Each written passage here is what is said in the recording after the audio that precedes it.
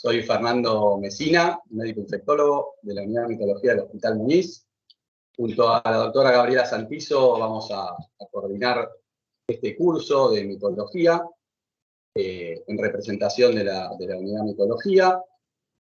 Este curso va a contar con 10 módulos divididos en dos. Esto van a ser todos los jueves de junio y los jueves de agosto. O sea, vamos a dejar julio en el medio porque son las vacaciones de invierno y verdaderamente mejor distribuirlo de esta manera.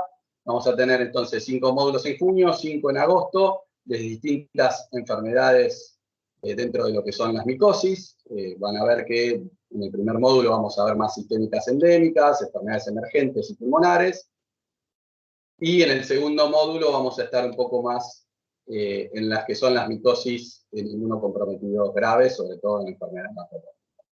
Y también va a haber un módulo de antifúngicos y otro que tiene relación con todas las metodologías diagnósticas que se emplean en micología habitualmente. Quiero agradecer junto a Gabriela al laboratorio Knight por darnos esta gran posibilidad de extender este curso y sobre todo a Gustavo Pellegrino y a la doctora Delfina Marchioni que estuvieron siempre muy atentos y siempre colaborando para que esto se dé. Bueno, Gabriela, te voy a pasar como para que comiences con este primer módulo. Gabriela va a presentar generalidades de las micosis endémicas y particularmente nos va a hablar de coccidioidomicosis. Después de la charla de Gabriela, que va a durar entre 45 minutos y 1 hora, tenemos un buen rato como para las preguntas finales, donde intentamos que los que están participando pregunten, nos mencionen por ahí si tienen algún caso en particular o todo lo que quieran hablar, lo pueden ir sumando en el chat y en el final lo vamos a tratar de debatir. Adelante, Gabriela.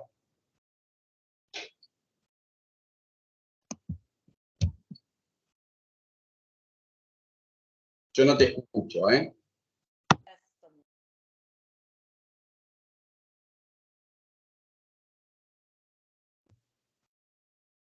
Estás creo que muteada, Gabriela. Ahí está. ¿Ahora me escuchan? Ahora sí. ¿Y se ve? No se ve la presentación, te vemos a vos. Bueno. A pesar de que lo ensayamos. Lo ensayamos, pero ya va a salir porque salió siempre. ¿Hola? Bien. Ahí estamos. ¿Me escuchan y se ve? Ahí te escuchamos y te vemos bien. Bueno, perfecto. Bueno, reitero el agradecimiento de Fernando, a Knight y en especial a Gustavo Pellegrini y Delfina Marchioni que posibilitaron que estemos hoy aquí con ustedes dando este curso. Agradezco a todos los que quisieron participar, que mostraron interés y bueno, vamos a comenzar. Como dijo Fernando, yo voy a hacer la presentación de las generalidades de las micosis endémicas y me voy a abocar específicamente a coccidioidomicosis. Y al final habrá un tiempo para preguntas, comentarios, para una puesta en común que nos enriquece siempre a todos. Bueno, para comenzar a hablar de las micosis sistémicas endémicas, tienen algunas características que son comunes a todas ellas, como que los agentes etiológicos son hongos dimorfos. En todas ellas, estos hongos dimorfos, como su nombre lo indica, tienen dos fases, una fase saprofítica y una fase parasitaria. Esa fase saprofítica vive en el suelo, son geófilos en regiones que tienen determinadas características de temperatura, de humedad, de altitud, de pH, del clima. Esto hace que se determine una determinada área endémica. En base a estas características del suelo van a estar confinadas a un área geográfica determinada. Allí se va a dar la fase saprofítica y la fase parasitaria va a estar justamente en el individuo donde se va a desarrollar la enfermedad. O sea que esos propágulos infectantes, que a veces son esporas, microconidias, aleuroconidias, son las que va a inhalar el individuo. Por eso en general estas infecciones se adquieren por vía inhalatoria y se diseminan por vía linfohemática. Aunque existen algunos casos en donde hay una infección primaria cutánea, pero que son realmente bastante poco habituales. Entonces esos propágulos, como les dije, infectantes, que es el elemento infectante de cada una de estas patologías fúngicas, se adquieren por vía inhalatoria y allí en el individuo se va a dar la fase parasitaria. El hombre y los animales, por lo tanto, siempre se van a contagiar de una fuente externa y no hay contagio interhumano o de animales al hombre, salvo algunas excepciones que vamos a ver. Para explicarle, en primer lugar, lo que es el dimorfismo, es una capacidad que tienen algunos hongos de desarrollar diferente morfología dependiendo de si se encuentran en qué medio se encuentre. El principal estímulo son la temperatura, por eso la mayoría de estos hongos son termodimorfos, con lo cual una fase va a estar dada, la fase saprofítica, a 28 grados, y la otra fase, que es la parasitaria, va a estar dada a 37 grados, que es la temperatura del individuo. Pero también existen algunos casos donde el estímulo es otro, como tensión de dióxido o nutrientes, como es el caso justamente del hongo que nos ocupa hoy, que es el coccidioides. Dentro de estos hongos dimorfos tenemos el Histoplasma capsulatum, el Paracoccidioides, el Coccidioides, el Blastomyces, Talaromyces, Sporotrix, Emergomyces, son todos estos hongos dimorfos. Entonces, vamos a ver que dentro de las micosis sistémicas endémicas se definen la histoplasmosis, la paracoccidioidomicosis, la coccidioidomicosis, la talaromicosis, blastomicosis y emergomicosis. Como ven, hay tres que tienen el mapa de Argentina, porque esas tres tienen su área endémica definida también en Argentina. O sea que son micosis que las vamos a encontrar acá en nuestro país, porque el clima y las condiciones están dadas para que se desarrolle este hongo. Pero no tenemos que dejar de tener en cuenta que actualmente, dado los viajes, los cambios climáticos, hay diferentes causas que provocan que, si bien algunas infecciones son endémicas en un área geográfica determinada, pueden, por un viaje, el paciente trasladarse y desarrollar su enfermedad en otro sitio. ¿Por qué? Porque también tiene una característica estas infecciones. El paciente se puede infectar en determinado momento de su vida, pero no se infecta. Y luego, por alguna causa, que puede ser alguna depresión de la inmunidad, desarrolla la enfermedad en otro momento y están viviendo en otro lugar. Por lo tanto, es importantísimo saber los antecedentes del paciente en cuanto hasta los viajes que realizó, dónde nació, dónde vivió, qué actividades desarrolla. Todo eso ayudan a poder hacer un diagnóstico. Y en general, estas enfermedades hay que pensarlas para poder diagnosticarlas. Por ejemplo, nosotros tenemos un caso de una talaromicosis, es una infección diseminada por Penicillium marneferi, que ahora es Talaromyces marneferi. Hubo en los últimos años todo un cambio taxonómico en la mayoría de los hongos, que lo vamos a ver incluso hoy. Cuando se publicó este trabajo era Penicillium marneferi, ahora es Talaromyces. Pero bueno, fue un caso de un paciente chino que nació en China, vivió acá y luego volvió a China y luego volvió acá, HIV positivo por transmisión vertical, que desarrolla una penicilosis en nuestro hospital. Ese es un caso, y bueno, es una enfermedad endémica del sudeste asiático, con lo cual hay que pensarla para poder diagnosticarla. Entonces, en base a todo esto que les conté, se está reescribiendo el mapa de las micosis endémicas. Es como que esto ya es algo un poco más activo, no es tan estanco, no son las infecciones están totalmente confinadas a un área endémica determinada, sino que hay una movilidad en esto. ¿Cuáles son las causas? Bueno, el aumento en el uso de medicamentos inmunosupresores, como les dije, el paciente nació en un lugar o se infectó o vivió o viajó por trabajo a un determinado lugar y luego desarrolla la infección en otro, porque hubo alguna causa por la cual estuvo inmunosuprimido, porque hay una mejora en las pruebas de diagnóstico en todas estas enfermedades. Hubo en los últimos años una evolución importante en la metodología diagnóstica que ayuda a diagnosticarlas y a conocerlas. Hay un mayor reconocimiento de la enfermedad y factores globales como la migración humana, el aumento de los viajes, que antes no eran tan frecuentes, ahora existe el traslado de un país y de una región a otra, es bastante más frecuente, la exposición ocupacional y factores como la deforestación, los movimientos del suelo y el cambio climático hacen que aparezcan hongos donde realmente no lo teníamos en cuenta. Entonces hay que hacer una vigilancia continua de estas micosis para poder entenderlas y una observación más estrecha para comprender la epidemiología y mejorar el conocimiento clínico. Nada que no conozcamos, ni que no sospechemos, ni que no pensemos vamos a poder diagnosticar. Por lo tanto, vamos a ver que estas enfermedades fúngicas en su concepto deben ir evolucionando.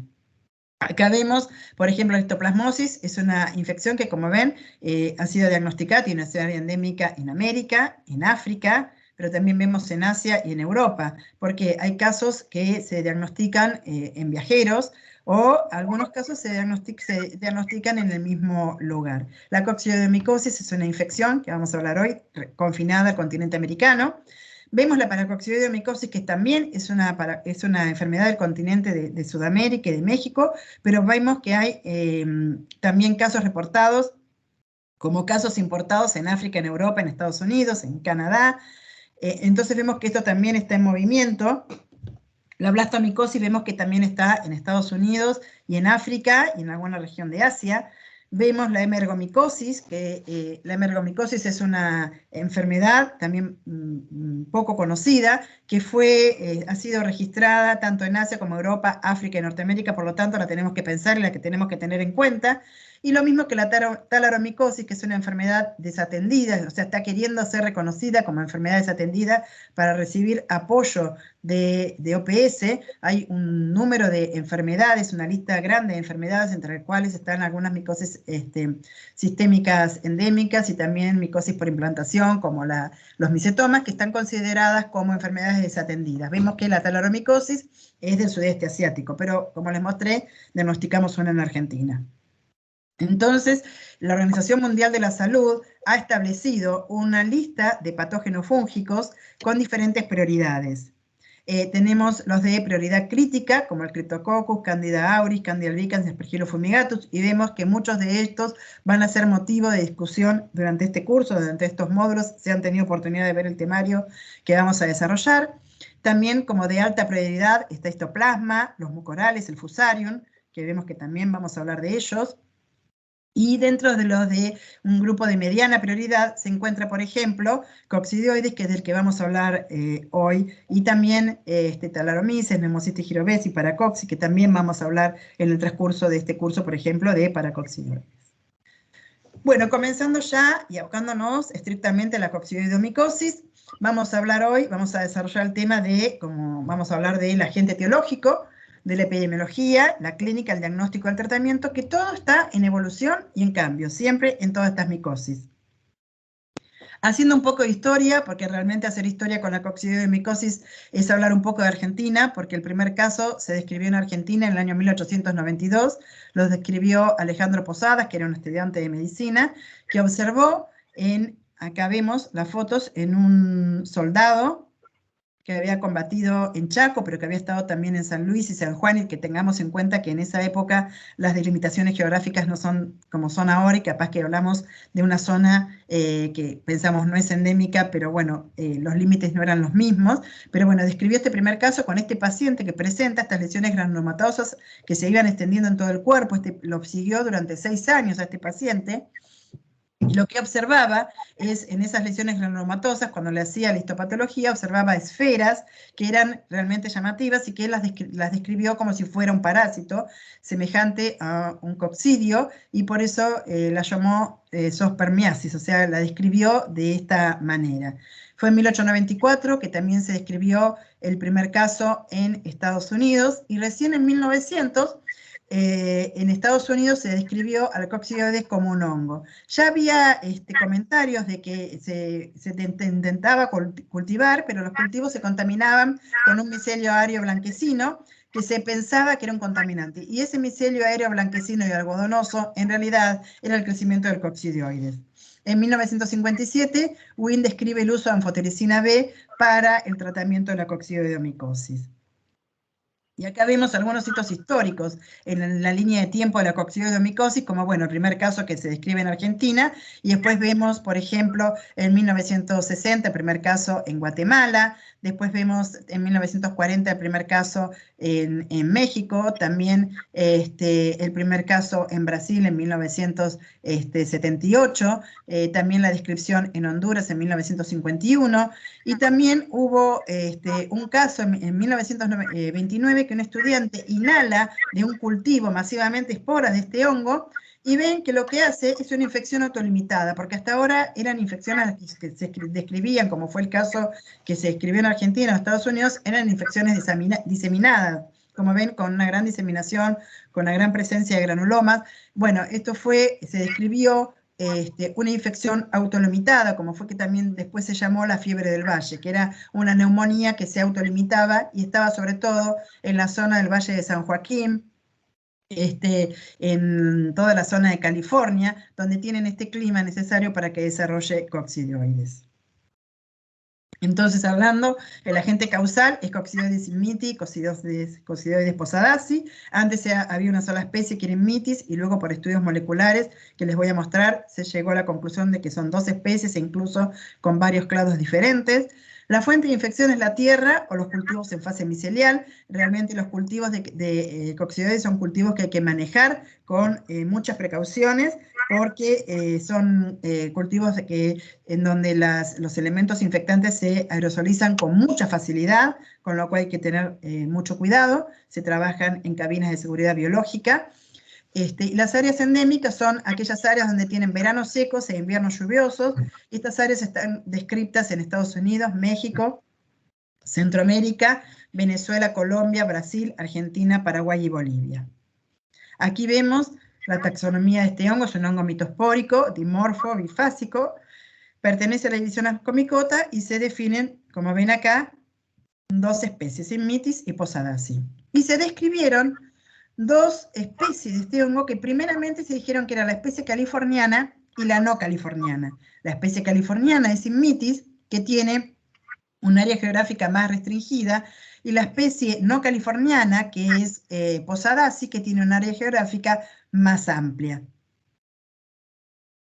Entonces vemos que esta distribución de estas 2 especies en el continente, y vamos a ver que la distribución de la coccidioides en la naturaleza, tanto como en el resto de las micosis sistémicas endémicas, siempre se deducen utilizando 4 fuentes: la epidemiología de casos probados en la zona, encuestas con pruebas cutáneas en la población. Las pruebas cutáneas son las pruebas con antígeno del hongo purificado. A veces son realmente antígenos que se hacen a partir de la fase micelial del hongo, un extracto con diluciones, y se hace unas pruebas intradérmicas donde se evalúa si hay induración, como cuando se hace una PPD.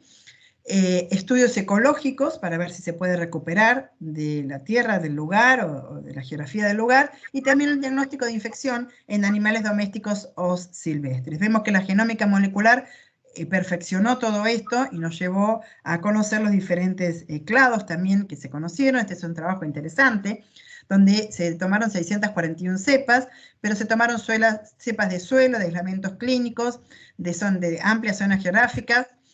Tú saliste en Argentina, hijo. Tanto de Coccidioides posadacea como de Coccidioides immitis. Y vemos que en Argentina está en Sierras Pampeanas y la Paracordillera, en Guatemala, en Honduras, en Colombia, en Paraguay, en Venezuela y en Brasil. Y vemos que lo que en Latinoamérica se ha descrito casos en Colombia, Venezuela, Brasil, Paraguay, Bolivia y Argentina de coccidioides. Entonces, el immitis tiene esas 2 subpoblaciones de centro y sur de California. El posadacea tiene un mayor número de subpoblaciones, como ven, tiene una variabilidad genética diferente. Entre estas 2 especies lo que se vio es una variabilidad genética en 5 proteínas conservadas, con las cuales se pudieron definir estas 2 especies.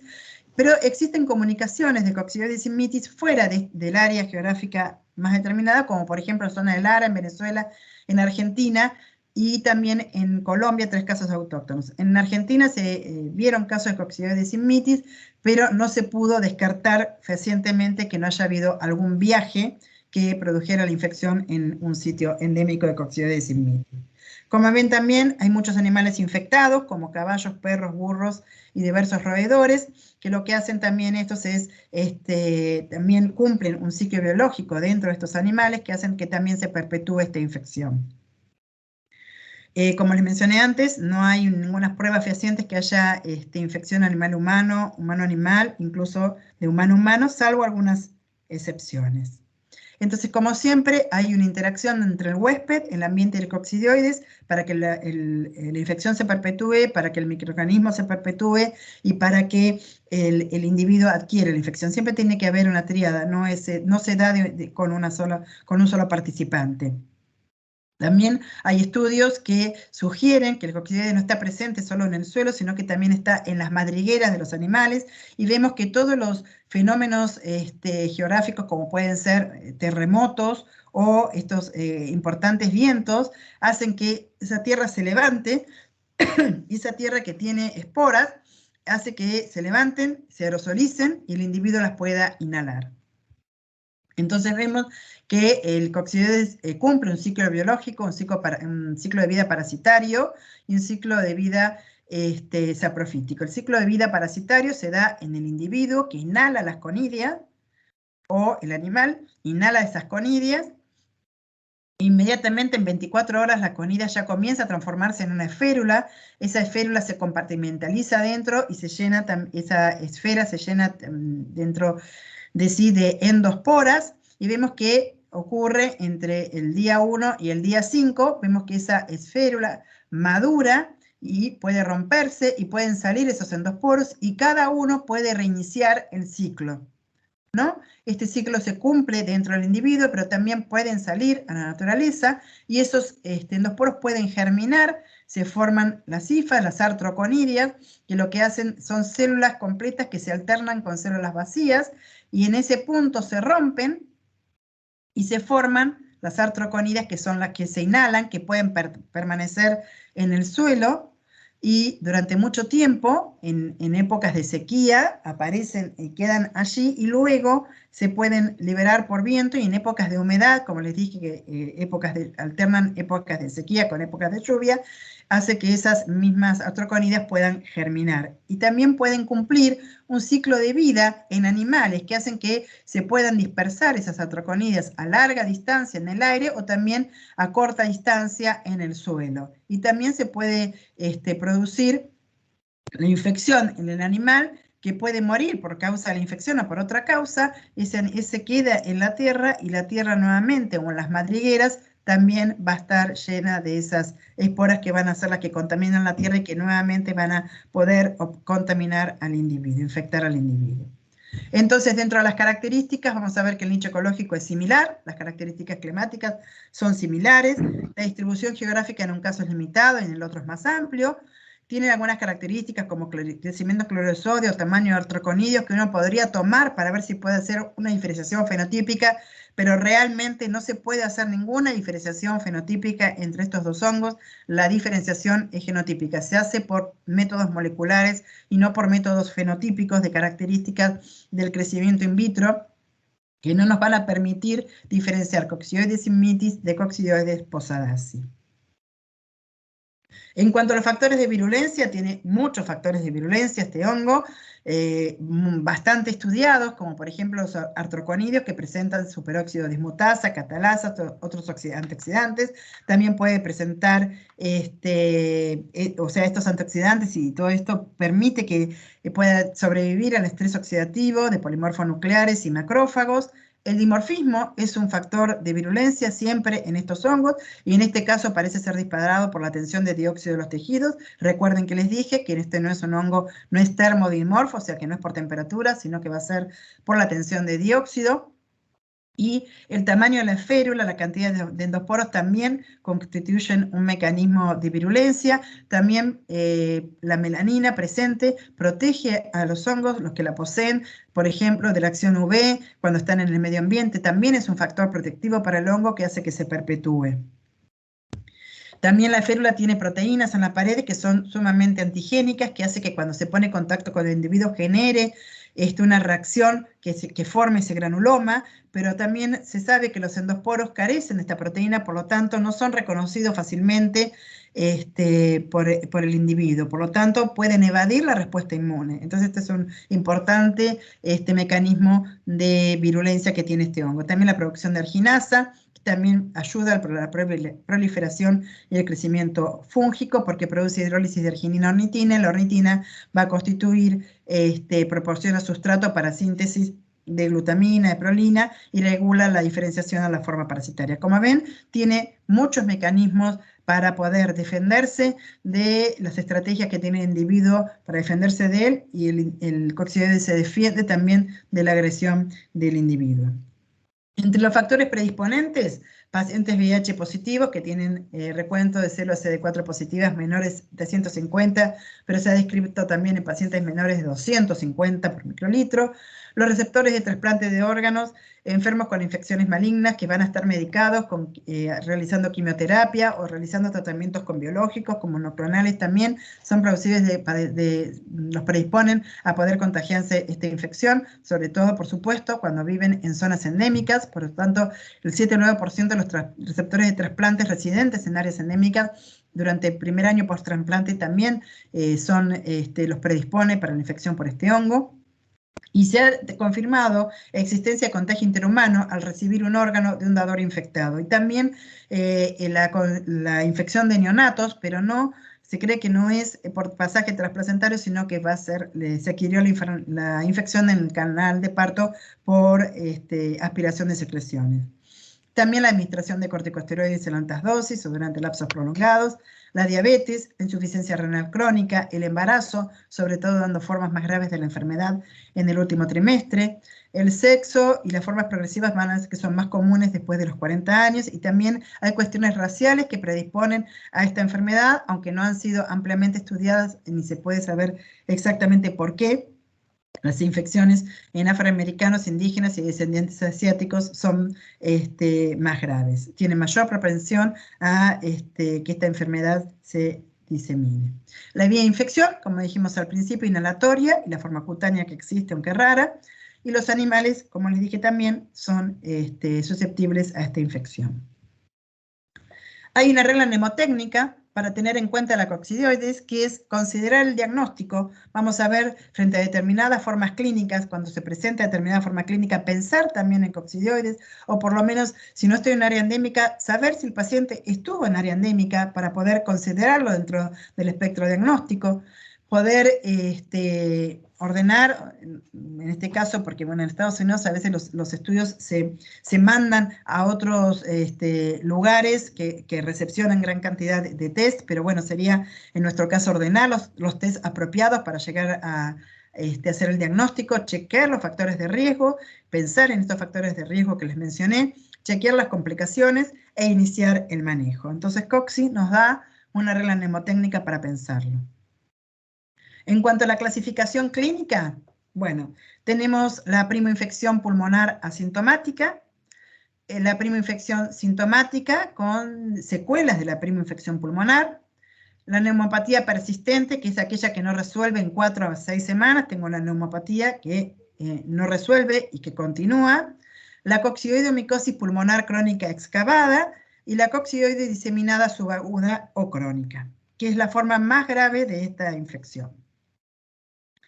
Se estima que el 60%, y esto se lo voy a repetir, que de todos los casos de coccidioidomicosis son asintomáticos, ¿no? O sea que no van a asistir a la consulta porque esa prima infección pasó asintomático. Pasa con la coccidioidomicosis, pasa con otras infecciones fúngicas de micosis sistémicas endémicas, aquellas que se ingresan por vía inhalatoria, que van a dar una prima infección en general con la sintomatología respiratoria, que a veces es motivo de consulta y a veces no, con lo cual si no se consulta pasa y no se diagnostica.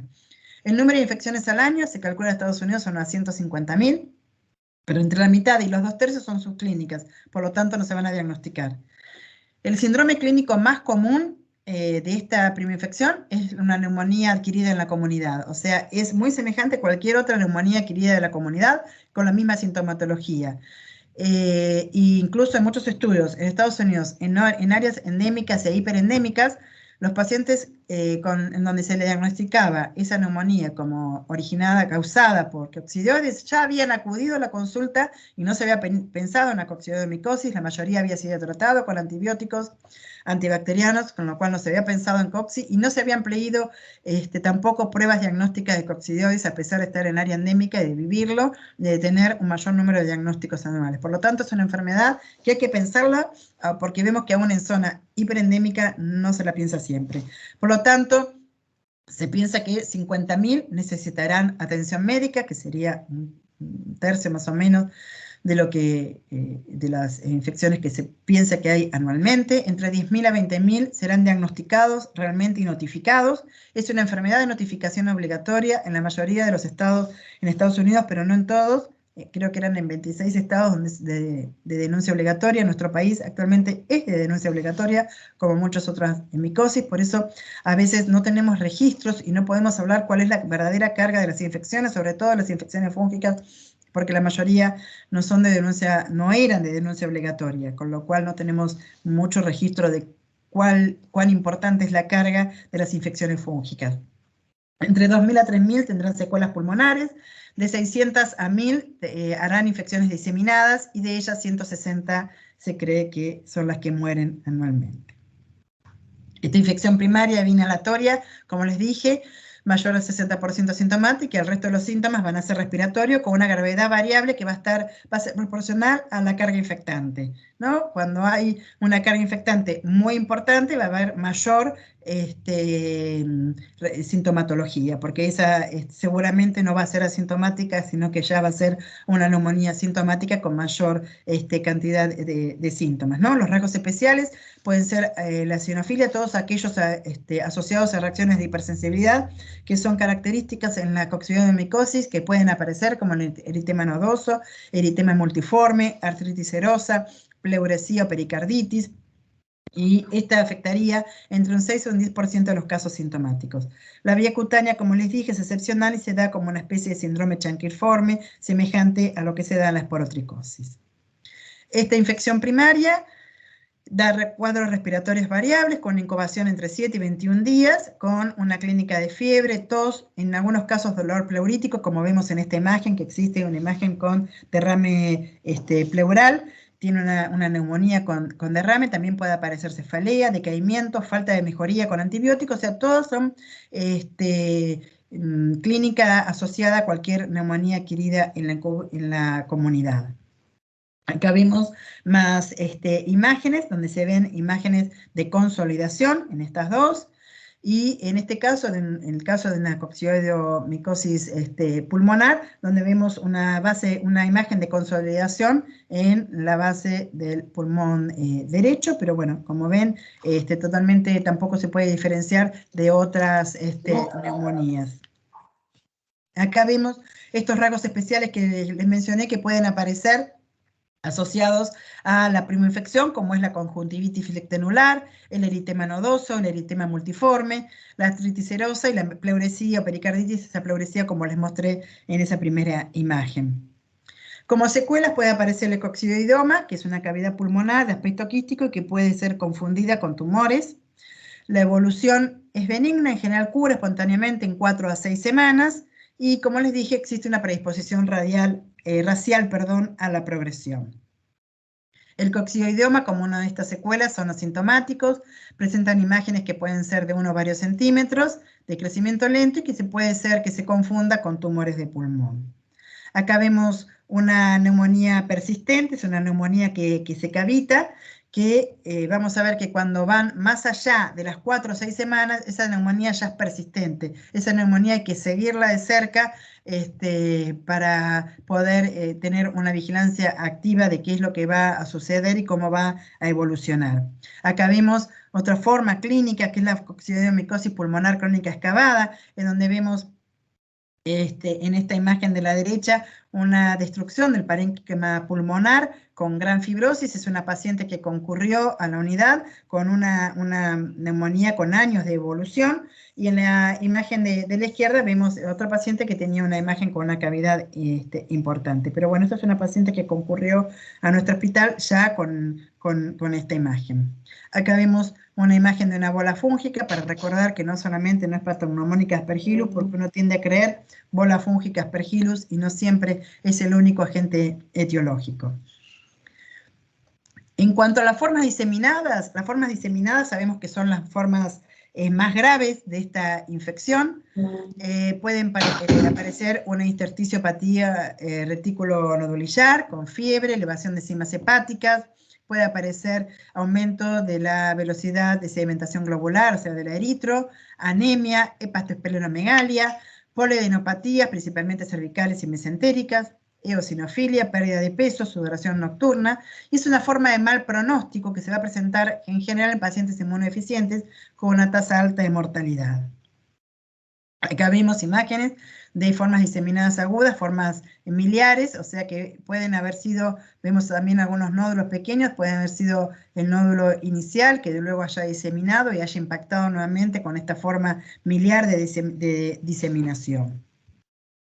Entonces pueden aparecer, por ejemplo, estos nódulos que pueden supurar, aparecen estos nódulos reblandecidos, que pueden llegar a supurar, como es este caso, que supura espontáneamente, y uno toma muestras, un paciente que vino también, lo atendimos en el hospital, que uno toma muestra de este material purulento y podemos visualizar las esferas de coccidioides que yo les mencioné antes, que se puede ver como en tanto, solamente en el individuo, porque es la fase, que es la fase parasitaria del hongo, que solo se ve en el individuo, no se va a ver en cultivo a 37 grados, solo se va a ver, se va a obtener esa fase parasitaria en cultivos con métodos especiales, no como otros hongos que yo a 37 grados puedo obtener una fase levaduriforme, una fase parasitaria. En coccidioides a 28, 37 grados, como les dije antes, no es termodimorfo, por lo cual voy a obtener lo mismo, la misma fase saprofítica,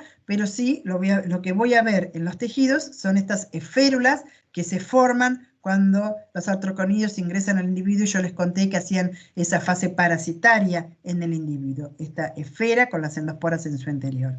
En micología, tomar una muestra, aunque sea de esta secreción, que es una secreción abierta, si uno observa esto, es este diagnóstico de la enfermedad. Uno no va a pensar que esto puede estar contaminado del ambiente, ¿no? O sea, por más que sea una lesión abierta. Podemos tener también manifestaciones clínicas extrapulmonares que se van a producir en las formas progresivas de la infección como consecuencia de la diseminación hematógena, como formas cutáneas como pápulas, tubérculos, nódulos, gomas, abscesos, escrofuloderma, úlceras, que tenemos que siempre hacer diagnóstico diferencial con otras infecciones, como puede ser también la TBC, como puede ser una esporotricosis, o sea, podemos ver ese tipo de lesiones que siempre hay que pensarlo y hacer diagnóstico diferencial. Puede haber lesiones óseas, de osteomelitis, que a veces hay compromiso articular y de partes blandas vecinas. A veces vemos una úlcera, tenemos que hacer imágenes para poder ver si el hueso está o no está afectado. Puede haber también lesiones ganglionares y compromiso del sistema nervioso central, que es el compromiso más grave, que da una meningitis crónica con un líquido cefalorraquídeo que es claro, que tiene una pleocitosis a predominio linfocitario, con aumento de proteínas y disminución de cloruros y de glucosa. Como ven, es un líquido que mucho no nos dice, es un líquido que realmente uno no piensa exclusivamente en un hongo cuando ve este tipo de características en un líquido cefalorraquídeo. La evolución es crónica, puede haber hidrocefalia y hasta demencia. Acá vemos algunas de estas lesiones que les comenté, como esta, que por ejemplo vemos esta lesión, pero cuando se hace imágenes se ve que está afectado el hueso. No era esta lesión nada más, sino que era una lesión profunda. Acá vemos dilatación de los ventrículos en imágenes del sistema nervioso central. Y acá vemos un trabajo que es muy atractivo porque vamos a ver cómo es el polimorfismo de las lesiones que aparecen en piel, ¿no? En esta se presentan 6 casos de coccidioidomicosis cutánea que se presentan en México, en donde hay algunas que son localizadas en piel y otras que hay diseminación y aparecen también lesiones en piel. Entonces vemos que pueden ser de aspecto tumoral o aspecto verrucoso. Algo que tenemos que tener, que también llama la atención, que en el caso de la coccidioidomicosis en general las lesiones en piel son periorificiales, como vemos acá, alrededor de la nariz, alrededor del ojo, se ven también alrededor de la boca. También algunas lesiones de aspecto cicatrizal, lesiones que nos pueden hacer rememorar el escrofuloderma.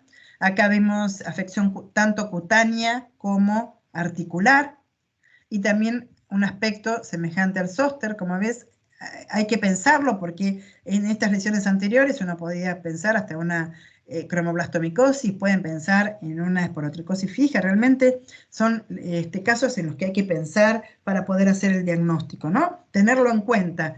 Y en este caso, los métodos de diagnóstico en todos los casos fue por exámenes directos y cultivo y por histopatología. También en algunos casos por intradermorreacción. Bueno, ¿cuál es el número de casos donde hay mayor, donde se conoce mejor cuál es la carga de esta infección? Es en Estados Unidos, que hay, porque es por el Sistema Nacional de Vigilancia de Enfermedades de Notificación Obligatoria, se ve que hubo un aumento de los casos hacia 2010 y luego una disminución con un aumento que va actualmente también aumentando. Estos casos llegan hasta el 2019. Después hubo en 2020 varios casos de coccidioides asociada a COVID. Nosotros hicimos un trabajo de las micosis sistémicas endémicas asociadas a COVID y realmente la que más se asoció a COVID fue la coccidioides, porque bueno, en áreas endémicas donde hay mucha neumonía producida por coccidioides, hubo reactivación de las neumonías asociadas a COVID y también el COVID como disparador por inmunosupresión de estas infecciones. O sea que en áreas altamente endémicas, como dice acá, se estima que la fiebre del valle causa entre el 15 y el 30% de los casos de neumonía extrahospitalaria. Pero como hay muy bajas tasas de detección, por lo tanto, no se sabe exactamente la carga de esta infección. En Argentina tenemos un trabajo acá que tiene los casos recolectados entre el año 1892 y 2009, en donde en el año 92, en 1892 está el caso del soldado Escurra que les mencioné. Pero lo que se ve es que en la última década, o sea, en la última década estudiada en este trabajo, habían aumentado los casos, en un 50% se habían dado en esos últimos 10 años. Y esto posiblemente sea porque hay una mejora en las estrategias diagnósticas, una mejora en pensar en esta enfermedad y una mejora en las estrategias diagnósticas que me permiten llegar al diagnóstico de certeza de esta infección. También hubo casos comunicados en perros y en humanos en Catamarca. La Red Nacional de Micología informó 48 nuevos casos de coccidioides en humanos. Desde 2010 hasta el 2015, vemos acá, en este periodo de tiempo, es donde mayor número de casos se dio. Casi el 50% ocurrió en pacientes que vivieron o visitaron la región geográfica del Valle Central de Catamarca. Y las tasas de incidencia anual de la enfermedad pasaron de 0,5 por 100.000 a 2 por 100.000 habitantes. Y vemos que también aparecen muchos casos en perros, ¿no? Que eso también es importante porque aparecen también en perros en regiones que se van acercando a las regiones urbanas. A veces lo que me explica esto, que existe la enfermedad en un determinado lugar, como yo les había explicado al principio. En el Hospital Muñiz, entre 2004 y 2022, tuvimos 12 casos, con una mediana de edad de 48 años, sexo 7 hombres y 5 mujeres, pero ven que la epidemiología son todos casos que asistieron al hospital, se trataron, se diagnosticaron y se trataron al hospital, pero que provenían de Santiago del Estero, de Catamarca, de California, de Paraguay, San Luis, Venezuela y Jujuy. O sea que son casos que vienen de zonas de áreas endémicas. Las formas clínicas que diagnosticamos fueron de prima infección, de neumopatía persistente, pulmonar crónica excavada y 2 casos diseminados. Y el diagnóstico se pudo realizar por pruebas cutáneas, por pruebas serológicas, por detección de anticuerpos, eso es la prima infección. Y en el resto, por el hallazgo del hongo, ya sea por cultivo o exámenes directos, tanto en materiales respiratorios como en punciones de nódulos subcutáneos y también por detección de anticuerpos. Acá les presento un caso, porque también es un caso para tener en cuenta, que también nos llama la atención, como les vuelvo a repetir, de pensar esta infección, el síndrome febril agudo en el postviaje. O sea que hay necesidad de conocer la geografía y la distribución de enfermedades para diagnosticar para orientar a un diagnóstico correcto. O sea que en la consulta del postviaje, cuando hay un síndrome febril, debemos pensarlo, debemos saber dónde viajó la paciente. Este caso era una paciente que había estado, una paciente de sexo femenino de 56 años, oriunda de la ciudad de Buenos Aires, con antecedentes de hipotiroidismo, celiaquía y hipertensión arterial, que consulta luego de viajar a Los Ángeles, Las Vegas, San Francisco y visitar el Cañón de Colorado, con lo cual había estado en área endémica de coccidioides. Esta paciente viajó en septiembre, en octubre comienza con fiebre, astenia, dinamia, consultó en otro centro y se medicó con amoxicilina, ácido clavulánico sin respuesta. También exantema en miembros inferiores, y en octubre tuvo un último registro febril con poliartralgia, predominio en manos y muñecas y una marcada astenia. El 23 de octubre consulta al Hospital Muñiz Y en el examen físico, una paciente febril asténica con esas características en las articulaciones en ambas manos, con leve dolor o movilización, sin eritema ni aumento de temperatura, con exantema en resolución. En el laboratorio se observaron una elevación de reactante de fase aguda y una leve alteración de las transaminasas, y vemos que lo que dio positivo fue la serología de paracoccidioides, que fue positiva, la contrainmunoelectroforesis, que mostró una banda anódica. Se interpretó como una primoinfección por coccidioideomicosis. Por lo tanto, el principal diagnóstico de esta enfermedad es no considerarla dentro de los diagnósticos diferenciales en pacientes que viven en zona endémica o han viajado a zona endémica. Este paciente era de la ciudad de Buenos Aires, pero había estado en área endémica hacía poco tiempo. Por lo tanto, como les dije al principio, pensarla para diagnosticarla. ¿Y cómo hacemos el diagnóstico? El diagnóstico también es una tríada, es microbiológico, molecular e inmunológico. Existen diferentes categorías de diagnóstico de coccidioideomicosis: confirmado, altamente probable, probable, posible, y que no sea una coccidioideomicosis. Eso es cuando a veces da solamente la serología, sobre todo de IgM, después les voy a contar un poco de esto. Pero bueno, cuando hay síntomas, hallazgos radiológicos, serología y se confirma con el cultivo, es un diagnóstico confirmado. Luego puede ser altamente probable cuando hay unos síntomas con hallazgos radiológicos y serología. Probable cuando hay síntomas o radiología y serología. Posible cuando hay solo síntomas y o radiología, y son diferentes características, categorías de diagnóstico de esta infección. Este es un cuadro interesante en donde lo que nos plantean es diferenciarla de la tuberculosis. Como yo les dije antes, existen muchos síntomas que son semejantes, como por ejemplo pacientes que tienen fiebre, tos, hemoptisis. ¿Esto es tuberculosis o es coccidioideomicosis? Bueno, siempre teniendo en cuenta si estuvo en área endémica, plantearnos este diagnóstico diferencial. Entonces, si tiene alguna de estas imágenes por rayos X, como cavidades, infiltrados persistentes, un patrón miliar, presencia de nódulos, líquido pleural, o sea que tengo una pleuritis, o sea, adenopatías, tengo que tener en cuenta este diagnóstico diferencial. Entonces, si nosotros en la primera muestra paciente espectora le podemos hacer un cianílisis, si es positivo es tuberculosis, si es negativo, voy a tratar de ajustar el diagnóstico de la tuberculosis haciendo PCR, por ejemplo, para tuberculosis, para poder diagnosticarla, y si es negativo, se puede hacer, si hay posibilidad, hacer un lavado bronquial y lo mismo. La baciloscopía siempre de rutina en todos los materiales respiratorios. En nuestro país hay mucha tuberculosis, siempre hay que pensarla. Pero si todo es negativo, incluido las pruebas moleculares, uno puede seguir intentando, haciendo a partir de estas muestras siempre estudios micológicos, para poder ver si se observa la coccidioides, si se obtiene el desarrollo en cultivo, porque a veces no se observa en los exámenes directos y se obtiene el desarrollo, y también acompañando de pruebas serológicas para poder hacer el diagnóstico. Entonces, el diagnóstico microbiológico, que se basa en el directo, el cultivo y la identificación, me va a dar el diagnóstico de certeza, esa infección probada. El inmunológico, por detección de anticuerpos y de antígeno, me va a servir para el diagnóstico, pero también para el seguimiento, porque puedo hacer una titulación de esos anticuerpos y ver el seguimiento de esta infección, hacer un seguimiento.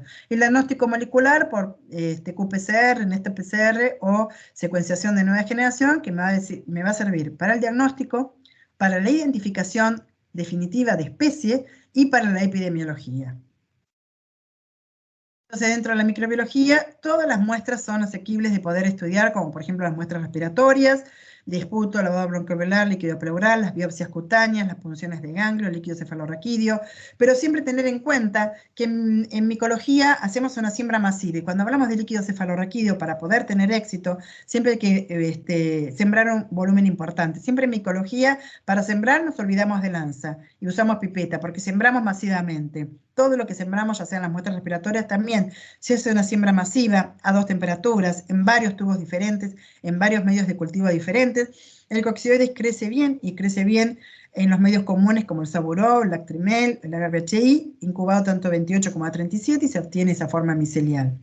El examen en fresco, voy a visualizar las esferas, puedo a veces aclararlo con hidróxido de potasio, o aumentar la sensibilidad con el agregado blanco de calcoflúor, o hacer coloraciones como el GROC o el GIEMSA, que son coloraciones habituales en micología.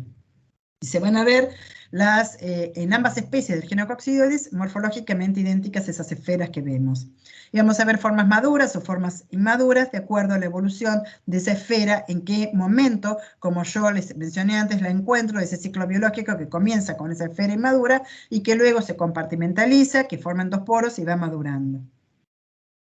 Acá vemos esa fase saprofítica, vemos cómo desarrolla en cultivo un micelio aéreo blanco, algodonoso, que luego con el tiempo puede tornar a un color beige. Mucho cuidado para tratar estos cultivos, siempre en cabina de seguridad biológica, nunca abrirlos así alegremente al aire y sin cuidado, porque se crean aerosoles cuando se destapan los cultivos. Como les mencioné, que ese estudiante que en 1929 hizo una aspiración masiva y tuvo la suerte de que se resuelva simplemente como que sea una forma autolimitada, pero puede no suceder, con lo cual siempre es de mucho cuidado. Y aquí vemos lo que vamos a observar en la disociación de cultivo, que son las aleuroconidas, las conidas seguidas de células vacías, que son estas las que se parten y se forman esas aleuroconidas que tienen como unas alitas porque conservan restos de esa célula vacía que tiene alrededor y son las que se aerosolizan y pueden infectar. Acá vemos microfotografías del Coccidioides immitis y del Posadacea, las características en el cultivo y las características con contraste de fase de las disociaciones, y vemos que realmente no existen diferencias morfológicas que me permitan a mí, por más que uno acá ve algunas diferencias, realmente esto que yo veo acá, cuando uno lo ve, no puede distinguir uno de otro por estas pruebas fenotípicas, por características fenotípicas. Recurro a pruebas moleculares para decir, ¿es immitis o es Posadacea? En cuanto a la detección de antígeno y anticuerpo, la detección de anticuerpos se puede hacer tanto de IgM o de IgG por medio del método de ELISA, pero es muy controvertida porque ven que distintos autores hablan desde un 0 entre 82% de la sensibilidad, con lo cual realmente no sirve. La curva que sigue siempre aumenta primero el antígeno que decae, y luego comienza a aumentar con un pico entre las 5 y 6 semanas de IgM, y por último la IgG. Entonces, detección de anticuerpos por medio de kit de ELISA y de IgG por inmunodifusión contra inmunoelectroforesis, prueba de fijación de complemento, que lo que me permite la prueba de fijación de complemento es hacerla cuantitativa, entonces me permite hacer un seguimiento con un título. Nosotros lo hacemos con la inmunodifusión, hacemos diluciones seriadas del suero, entonces me permite ver y hacer un seguimiento con esos títulos en una semi-cuantitativa. El ELISA o lateral flow o inmunocromatografía, que son pruebas que realmente se hacen en muy poco tiempo y con muy bajo infraestructura de laboratorio. Se pueden hacer tanto en sueros como en líquido cefalorraquídeo, y luego la detección de antígenos, que se puede hacer tanto en suero como en orina, y la recomendación es hacerlo en los dos. Entonces, esa estrategia diagnóstica que nosotros disponemos es los exámenes en fresco, la histopatología, la serología, esta es la inmunodifusión, que como les digo, con diluciones seriadas del suero, yo puedo hacer una semi-cuantificación y decir si este suero lo diluí 1 en 32, tiene un título de 1 en 32, por ejemplo. La contrainmunoelectroforesis, que aumenta la sensibilidad de la inmunodifusión. El cultivo y las disociaciones, que nosotros podemos observar. Esto es la disociación hecha de estos cultivos con azul de lactofenol.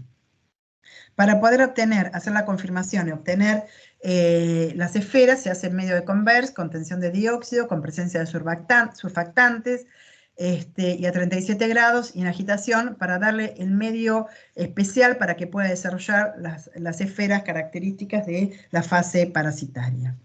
Este es un estudio retrospectivo que se realizó, la detección de antígeno de coccidioides y también y detección de anticuerpos.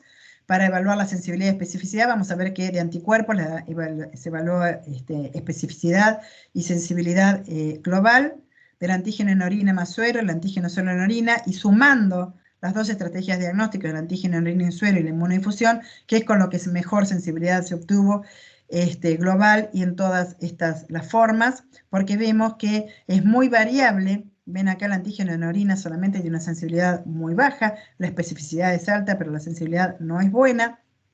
Sobre todo en inmunocompetentes, vemos que no es buena, mejora en inmunosuprimidos. Entonces siempre la recomendación, hacer las pruebas combinadas. Acá es una comparación del antígeno, detección de anticuerpos con la prueba de lateral flow o inmunocromatografía, que lo que tiene es que, como les dije, no requiere infraestructura. Son pruebas que se realizan realmente sin infraestructura de laboratorio, porque el enzimo inmunoanálisis requiere lectores de ELISA, requiere lavadores de ELISA, requiere realmente una infraestructura mayor. El tiempo que tarda es mayor, son 2 horas contra 10, 15 minutos o media hora que puede tardar en inmunocromatografía, dependiendo de cuál sea. Pero bueno, en estos casos, que sea 2 horas o que sea media hora, realmente no va a variar mucho en el diagnóstico del paciente, pero sí lo que es importante, lo que les mencioné, de tener la infraestructura para hacerlo.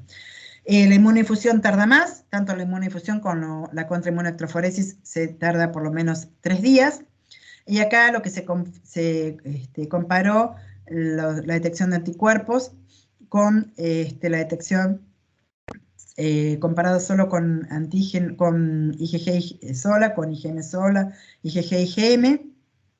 Se vio que tiene un porcentaje de concordancia positiva y negativa alto y un valor predictivo positivo y valor predictivo negativo también importantes. Este es un trabajo donde se compararon 2 marcas de ELISA para detección de IgG y IgM, pero esto ha sido mejorado con series tardías, un trabajo de 2018, pero ha sido mejorado posteriormente. Y también acá hay otra marca, que es Miravista, que también obtiene buenos datos de sensibilidad y especificidad. Este es el de INMI, que es el que tiene tanto ELISA como el lateral flow que les comenté, que comparado con pruebas de fijación de complemento e inmunodifusión, o comparados con, se compara el ELISA con estas pruebas que tiene buenos datos de tanto de sensibilidad como especificidad, valor predictivo negativo y positivo.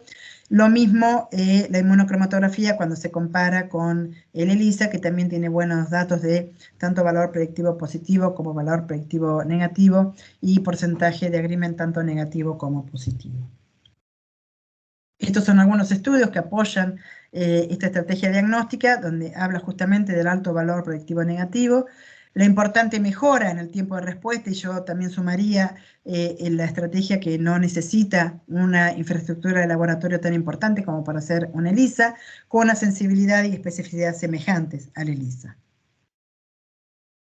Acá hay un estudio donde compara los métodos de diagnóstico para la coccidioides, la meningitis por coccidioides, y vemos que es fijación de complemento con inmunoinfusión, la prueba de lateral flow combinado se hace solo IgG o IgG-IgM, el ELISA combinado por distintos métodos, y también el beta de glucano, que vemos que tiene una sensibilidad buena, con muy buena especificidad y sobre todo bien un valor predictivo positivo alto.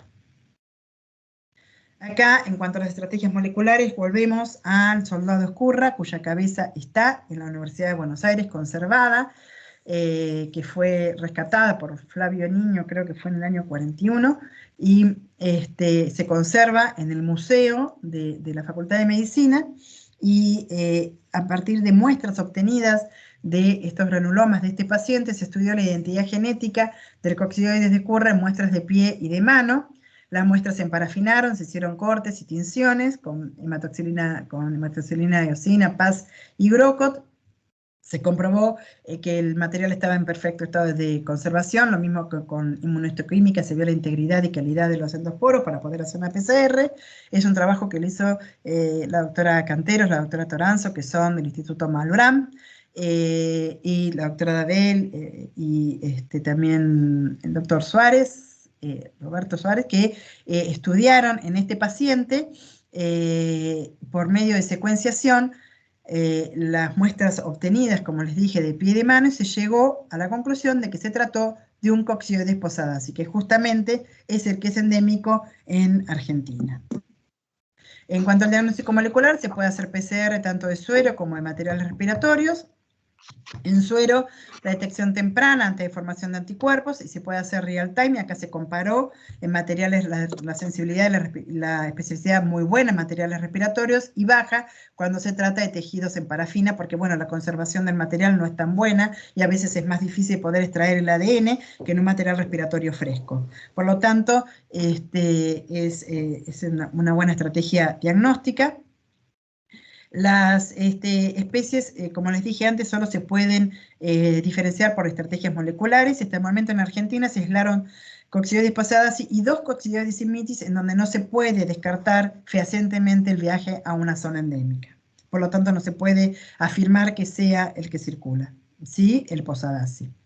Entonces, como un resumen de todas las estrategias diagnósticas, tenemos el ELISA, IgM, IgG, el ELISA solo IgG, IgM, los dos unidos siempre mejoran la estrategia diagnóstica, la inmunoinfusión, la fijación de complemento, la inmunocromatografía, la detección de orina en suero, en orina, son juntos o por separado en el mismo paciente, el cultivo, la histopatología, la citología, la PCR y el beta 1,3 de glucano, que tienen la sensibilidad y la especificidad que fuimos comentando a lo largo de esta charla. Existe una guía del año pasado que se hizo la Confederación Europea de Micología Médica en colaboración con IJAM, que es la Sociedad Internacional de Micología Médica y Animal, en donde recomiendan que todos los especímenes clínicos donde se sospecha de coccidioides sean examinados microscópicamente para poder observarlos, que se recomiendan también la realización de test serológicos en sangre en todos los pacientes, incluso haciendo un seguimiento. También cuando hay sintomatología meningia, obtener líquido cefalorraquídeo para poder estudiarlo. También realizar radiografía de tórax para evaluar esos infiltrados pulmonares que sean seguidos hasta la resolución, y el tratamiento de la enfermedad pulmonar con fluconazol o itraconazol, y si hay meningitis, como en primera línea, hay una recomendación con fluconazol. Acá es un trabajo donde habla de las manifestaciones primarias, o sea, de coccidioides, y el tratamiento, ¿no? El tratamiento en las diferentes manifestaciones clínicas, que siempre fue o con azoles o con anfotericina B, en general anfotericina B liposomal, aunque en algunos casos anfotericina B desoxicolato. Y vemos que para las diferentes estrategias diagnósticas y las diferentes formas clínicas diseminadas, de sistema nervioso central, de respiratorias, vemos que se puede hacer tanto inmunoinfusión como la observación, como el cultivo y el tratamiento con azoles, con anfotericina B, con diferentes tiempos de acuerdo. Esa terapia va a durar de acuerdo a la forma clínica y la evolución del paciente. Entonces, esos medicación que hay disponible es los polienos, o sea, anfotericina B, y dentro de los azoles, fluconazol, itraconazol, suba-itraconazol, boriconazol, porsaconazol e isavuconazol, en donde este último se ha utilizado como terapia de rescate, y vemos que existen diferentes requerimientos por ejemplo, requerimientos de alimentación, que se requieren en la mayoría de los azoles, pero no, por ejemplo, en isavuconazol. La toxicidad también es menor en este último, y lo mismo que no es necesario hacer niveles de antifúngico, controlar los niveles de antifúngico con este último. El tratamiento de la coccidioidomicosis en la primera infección asintomática en general no requiere tratamiento. ¿Por qué? Porque el paciente, cuando concurre, a veces ya resolvió su prima infección, o sea, tuvo síntomas, pero cuando nosotros tenemos resultados de cultivo, a veces ya esa prima infección ya pasó.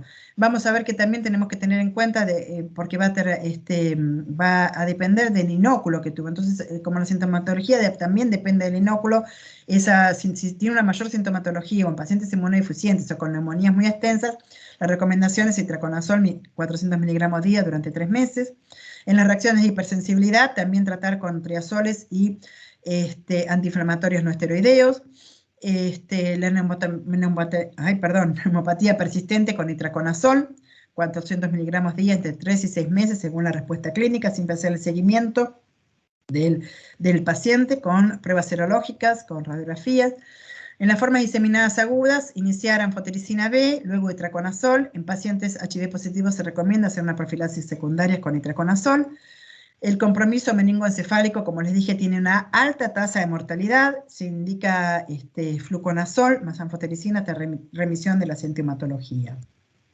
pero se están tratando de tener nuevas estrategias de tratamiento con nuevos antifúngicos. Como vemos acá, hay bastantes antifúngicos, algunos ya en uso, que están en desarrollo y que se han probado para micosis sistémicas endémicas. Sabemos, por ejemplo, Infexafunger, Nicomicina, Formanogepix, Olorofil y nuevos tetrazoles que se están intentando su uso nuevo para tener un nuevo horizonte. Vemos que hay nuevos antifúngicos en el horizonte, pero de los que nosotros tenemos, que fluconazol, itraboriconazol y posaconazol, vemos que la concentración inhibitoria mínima siempre en fluconazol es más alta que en el resto de los azoles. Vemos que estos nuevos antifúngicos que se están usando, también se ha estudiado, aparte de estos 4 que tenemos acá, se ha estudiado también la SIM isavuconazol, que también presenta una SIM baja, este antifúngico frente a coccidioides, que también se ha probado. Entonces se ha utilizado este último antifúngico como estrategia de rescate, sobre todo. Acá vemos una serie de 12 pacientes que todos habían tenido una terapia anterior, por ejemplo, con fluconazol o posaconazol o voriconazol, y que como terapia de rescate se utilizó isavuconazol porque hubo una progresión de la infección o porque hubo hepatotoxicidad, o porque había interacción con otras drogas. Entonces o hubo un fallo. Entonces, para probar una mejoría, se probó y se obtuvo realmente buenos resultados con mejora o estabilización, y son un empeoramiento en un caso que fue meningio, que realmente son casos muy graves. O sea que parece ser un agente prometedor para el tratamiento de la coccidioidomicosis, pero bueno, hay que hacer estudios a mayor tiempo para evaluar los riesgos de toxicidad, la progresión de la enfermedad de la recaída.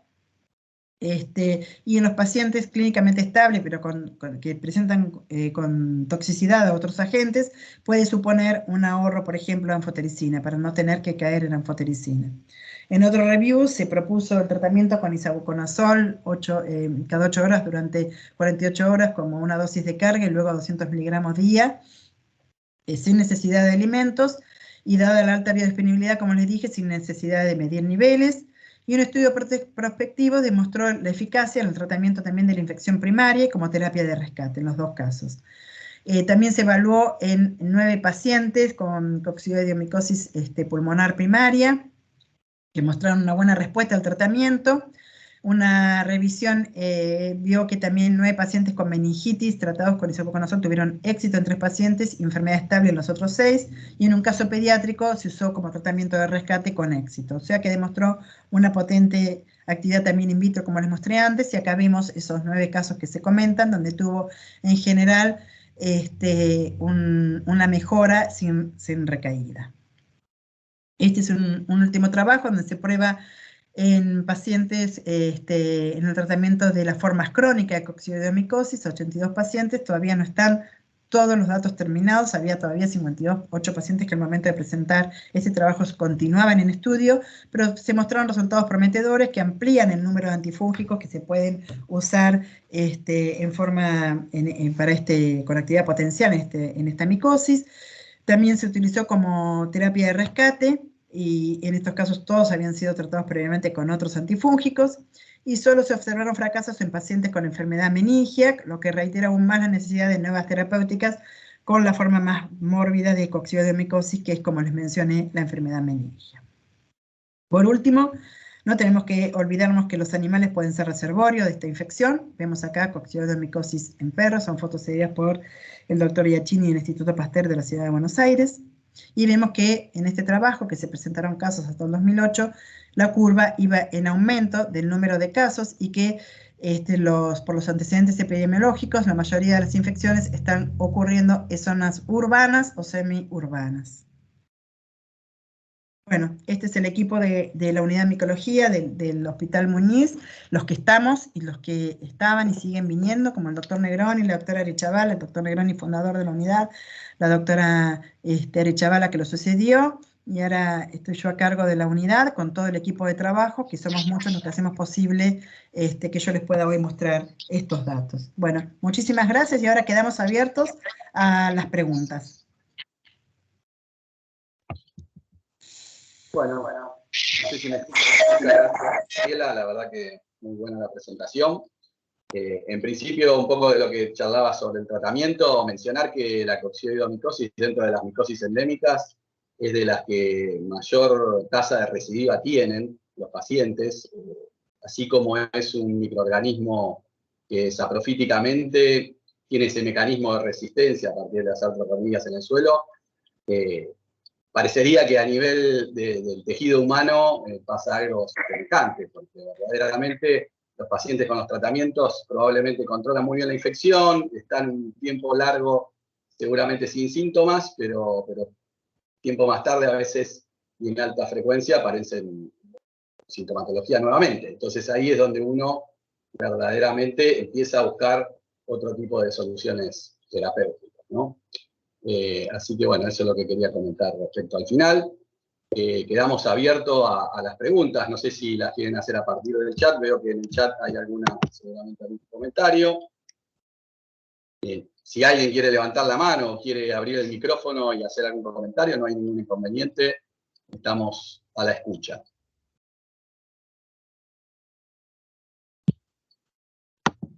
Yo te quería decir, Gaby, o te quería preguntar, porque esto es algo que evidentemente nos suele pasar, mediante conocidos con mensajes, que por ahí micología es un área que no está disponible en todos los hospitales y en todos los centros. Entonces, verdaderamente a veces las consultas suelen ocurrir de que por ahí tienen la sospecha y quieren saber cómo nos envían el material a nosotros o a otros centros de micología, y sobre todo para que nos menciones cómo hace esa gente para, digamos, tomar la muestra y conservarla lo mejor posible, sobre todo los materiales respiratorios, hasta que llegue a un centro de mayor complejidad, ¿no? Simplemente comentarles eso, qué instrucciones debe seguir, cómo debe conservar la muestra y cómo la debe llevar al sitio que corresponde.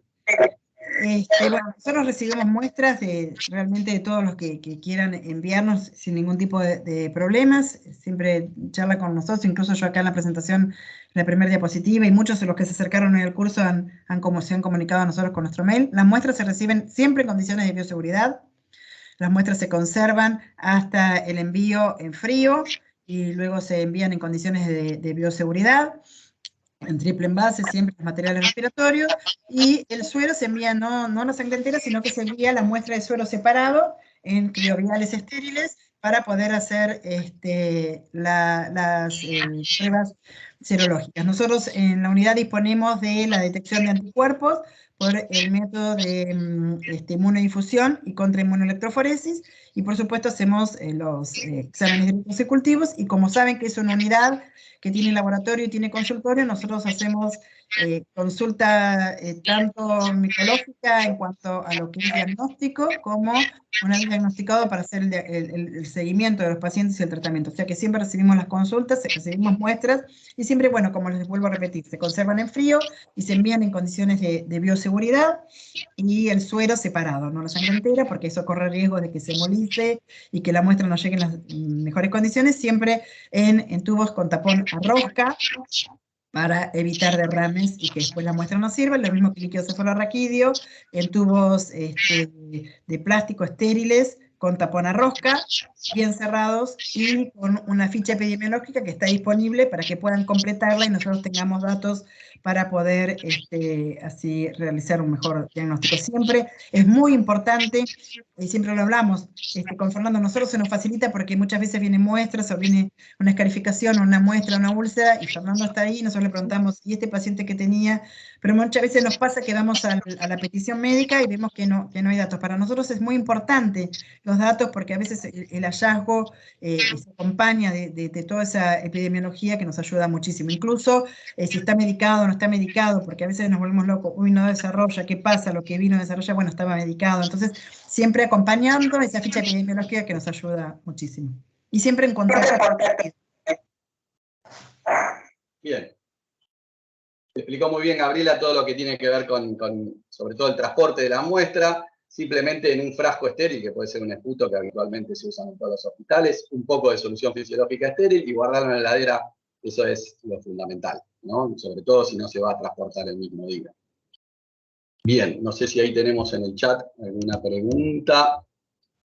Veo que en lo que Sí. respecta a un tratamiento... Perdón, Delfina, no sé si... No, iba a leer alguna de las preguntas. No sé si vos las estás leyendo o preferís que te las lea yo. No, si vos ya tenés alguna que viste, decinos. Acá había una de cuánto duraba la IgG, por ejemplo. Era una de las que leí recién, ahora se me perdió. Bien, la vamos contestando. No se la querés contestar. Eso, sí. Acá está. ¿Cuánto tiempo duran aproximadamente los anticuerpos IgG? Los anticuerpos IgG tienen una curva, como yo les mostré antes, que pueden ir bajando, pero a veces se mantienen dependiendo de dos cosas, del estado inmunológico del paciente y de la progresión de la enfermedad. Por eso también se usa su título para seguimiento. No sé, Fernando, si vos querés apoyar esto, decir tu experiencia. Todo menciona Gabriela, eso depende del título que alcanza el paciente en el momento del diagnóstico. Posterior a ello, si alcanza un título muy alto, evidentemente va a tardar más tiempo en negativizar ese título, ¿sí? Y sobre todo, es algo que nosotros utilizamos mucho en la clínica diaria, posterior al tratamiento y como situación evolutiva. O sea, cada 3 meses le repetimos la serología, en el laboratorio se titula esa serología, y si el paciente tiene una mejoría no solamente clínica, sino que vamos evidenciando esa mejoría en el suero. Ese título tiene que ir bajando. La realidad es que no tenemos una curva para determinar cuánto debe bajar el paciente en cuánto tiempo, pero sí, además de visualizar de que mejora clínicamente, tenemos que ir viendo que ese título va descendiendo, ¿no? Sí. Acá yo una pregunta en relación a la serología, si espera que ninguno competente tenga serología negativa. No, capaz que hay una confusión. Es en inmunodeprimidos que uno piensa que va a tener una serología negativa por la imposibilidad de formar anticuerpos. En inmunocompetentes, la serología es positiva, tal vez no sea tan buena la detección de antígenos en inmunocompetentes. No sé si, Delfina, pudiste rescatar. Acá rescaté otra. Los tratamientos con isavuconazol, ¿a qué dosis y durante cuánto tiempo? Bueno, se hace la dosis habitual de carga las primeras 48 horas y después la dosis estándar es de 200 miligramos día, o sea, 100 2 veces por día. Esa es la dosis habitual. Lógicamente, como mostró Gabriela, estos son, digamos, pacientes particulares, cada uno de ellos, así que uno va a tener que ir viendo. El isavuconazol tiene la ventaja de que tiene esa biodisponibilidad, digamos, regular, entonces el paciente seguramente va a alcanzar las concentraciones adecuadas y no necesitamos medir esas concentraciones en suero, ¿no? Perfecto. Hay otra más sobre materiales. Dice, ¿el procesamiento del líquido cefalorraquídeo se puede centrifugar para posteriormente proceder a la inoculación en los medios de cultivo? Sí, siempre enriquecerlo es, bueno, siempre un buen volumen.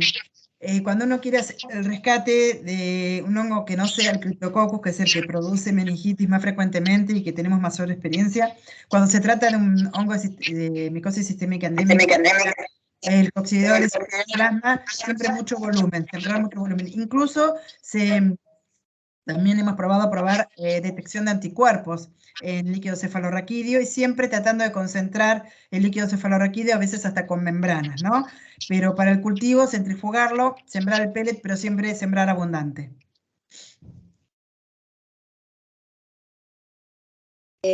Después tengo otra más volviendo a tratamiento. Me gustaría preguntar hasta cuándo se mantiene la profilaxis secundaria en un paciente con HIV, VIH.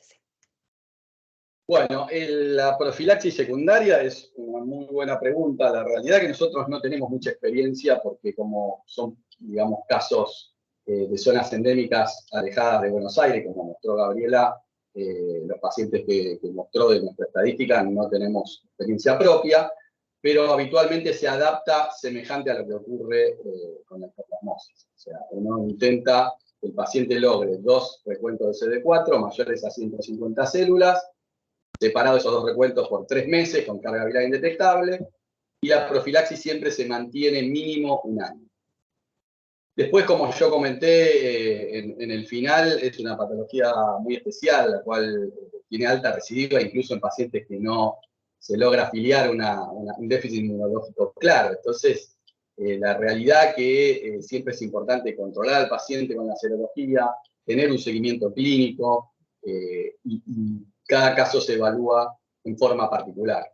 Sobre todo se menciona que, por ejemplo, la meningitis por coccidioides, como bien dijo Gabriela, y ese caso en particular que vimos en la última estadística tratado con isavuconazol, que fue el único caso que falleció, es una meningitis verdaderamente muy grave. Se dice que en esos casos de meningitis la profilaxis queda de por vida. ¿Sí? Entonces, imagínense lo grave que es y la recidiva que genera esta micosis, con lo cual ese tipo de pacientes, sobre todo particularmente la meningitis, esta profilaxis es prácticamente de por vida. Pero uno lo tiene siempre en cuenta, cada caso en particular, y lógicamente uno lo que evalúa es si el paciente es un paciente adherente, si viene a los controles, si podemos seguir controlándolo. Porque bueno, uno intenta no hacer eso de tener una profilaxis continua, pero a veces no nos queda otra.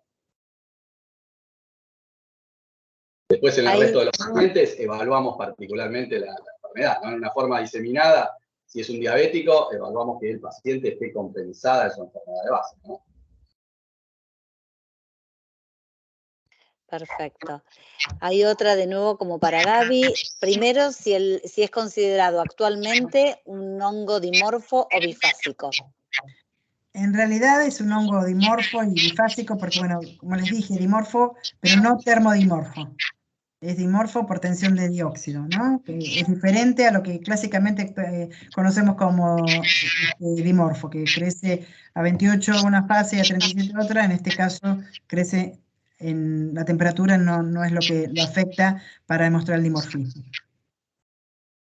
Y otra, si podrías repetir el medio de cultivo para obtener las esférulas y si tiene buen rendimiento. El medio es el medio de Converse. Para ser sincera, yo no tengo experiencia en utilizar el medio de Converse. Es un medio que se hace en agitación, un medio líquido, con surfactante, en contención de dióxido entre un 10 y un 20% y a 37 grados, para crear una atmósfera parecida a lo que estaría justamente en el pulmón, en donde ingresa la leuconidia y se transforma en esférula. Ese es el medio que se utiliza.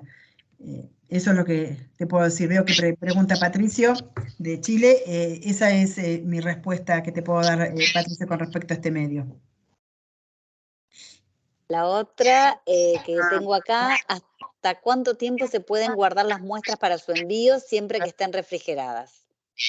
Bueno, lo ideal es que no pase mucho tiempo, si tenemos 24, 48 horas para mantener la viabilidad del hongo. Pero bueno, a veces es imposible mandarlo antes. Siempre hay una cosa ideal y una cosa real, ¿no? Siempre estamos en esa disyuntiva. Lo ideal es la menor cantidad de tiempo posible, 24 o 48 horas, y que la muestra llegue y pueda ser procesada por la viabilidad de los hongos. Si esto no se puede, uno tiene que saber que tal vez no va a estar afectado los exámenes directos, pero sí el cultivo.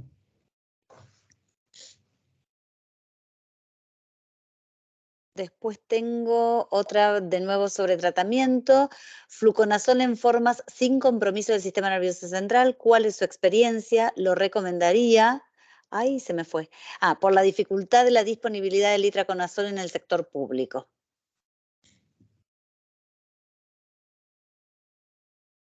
Fernando.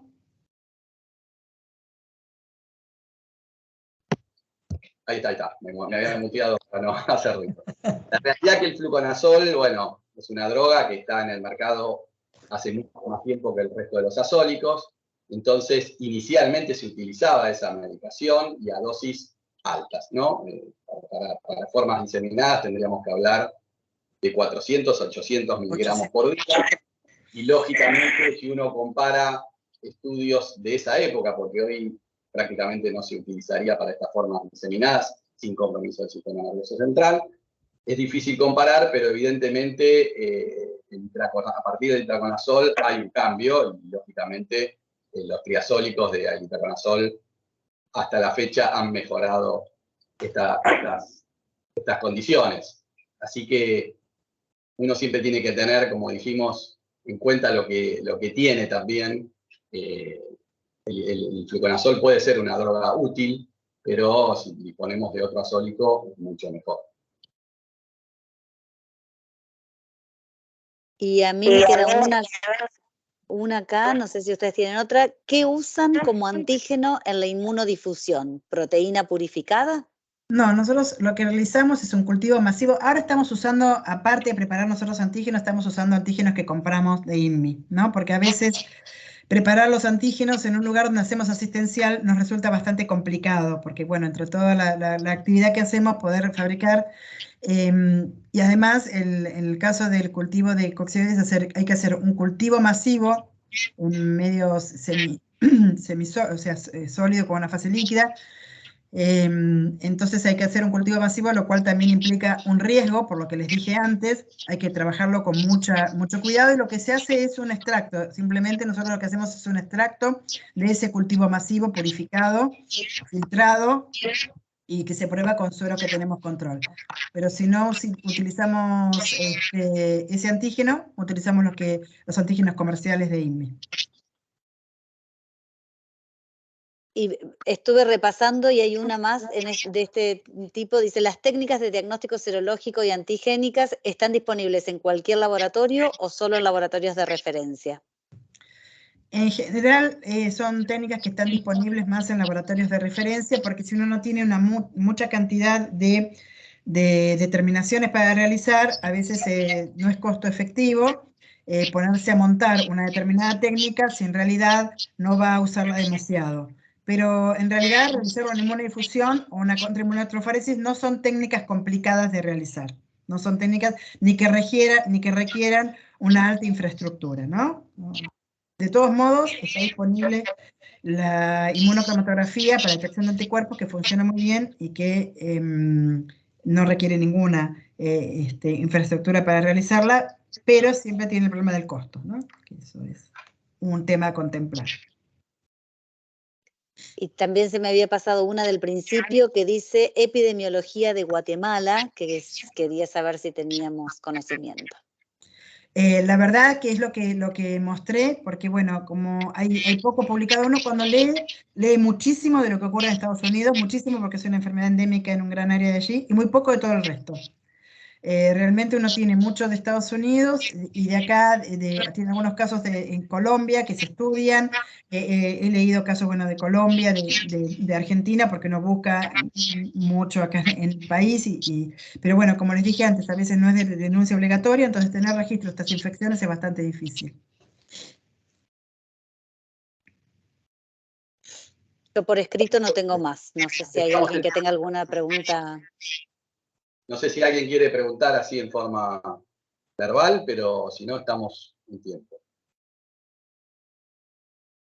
Bueno, agradecerles a todos. Verdaderamente vemos que de distintos lugares de la Argentina, Santa Fe, Neuquén, La Plata, bueno, de varios lugares nos acompañaron, y en otros lugares también de América, México, y distintos lugares que no llegué a ver todo el chat, pero bueno, agradecerles a todos, de Córdoba ahí veo que también, agradecerles a todos el habernos acompañado hoy, y esperemos que nos acompañen el resto de los módulos. Nos veremos el resto de los jueves de junio y después el resto de los jueves de agosto. Muchas gracias a todos, espero lo hayan disfrutado. Les agradezco la presencia de todos ustedes, que nos han acompañado de acá de Buenos Aires, de Capital, del interior del país, y también de los países limítrofes y también otros países acá de América Latina. Así que muchas gracias por acompañarnos y esperemos que sigan con nosotros en estos jueves, y agradecemos el apoyo para poder realizar el curso, como dijimos al principio, de NAC también. Muchas gracias a todos. Bueno, buenas noches. Buenas noches. Gracias.